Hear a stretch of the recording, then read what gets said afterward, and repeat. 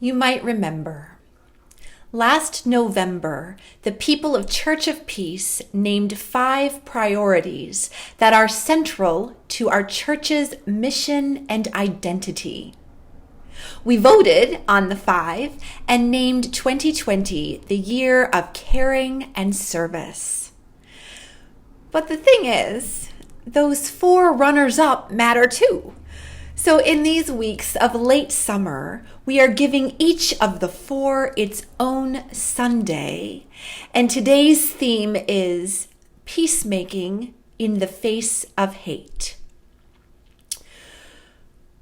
What's happening is that flyers produced by hate groups continue to appear in the Quad Cities. The flyers promote white supremacy and are explicitly anti-Jewish, anti-Muslim, anti-Black, anti-immigrant. Last fall, a batch turned up on the windshields of cars parked at Home Depot. Flyers have been posted in public places and added to rolled up newspapers. Recently, there have been flyers suggesting a strategy for avoiding the coronavirus through something called racial distancing. It is clear what the hate groups want the flyers to do. These flyers are meant to create an atmosphere of hostility and terror. They're meant to intimidate our neighbors of color. They're meant to galvanize our neighbors who sympathize with white supremacists.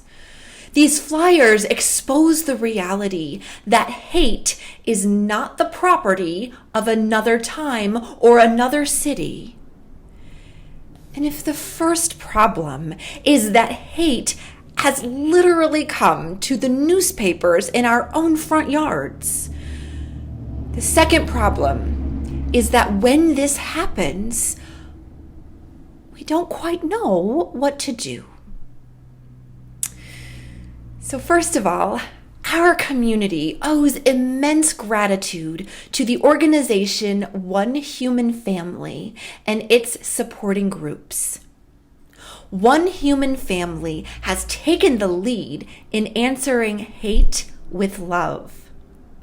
You might remember a few years ago, Church of Peace joined in its campaign by distributing the yard signs that many of us have. They say in Spanish and English and Arabic, "No matter who you are or where you're from, we're glad you're our neighbor." Not only do these signs proclaim our values, but they let us reclaim our own front yards.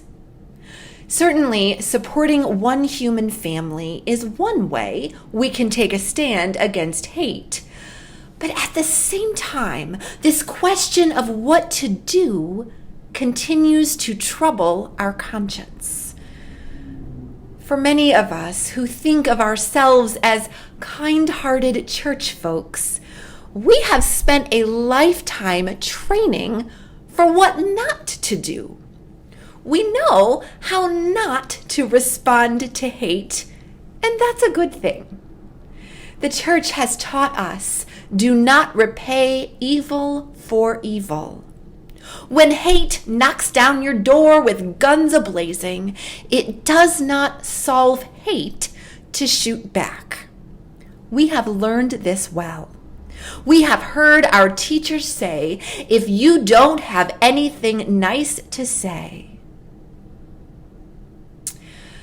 So all this could leave us wishing those flyer designers would have the decency to keep their hate safely locked up in their hearts or in their basements. We say things like, why can't people just be civil? As though that's the problem. When really,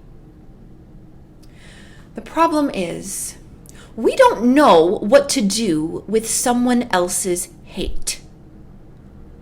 The problem is we might get tempted to settle for too little, to shake our heads and tear up those flyers and sigh the sigh of resignation and hope the church will remind us it's nice to be nice.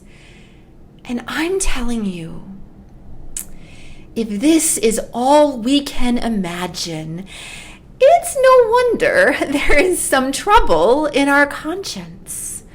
We could be missing the hope. We could be setting ourselves up to miss the revolution. Only maybe we don't have to.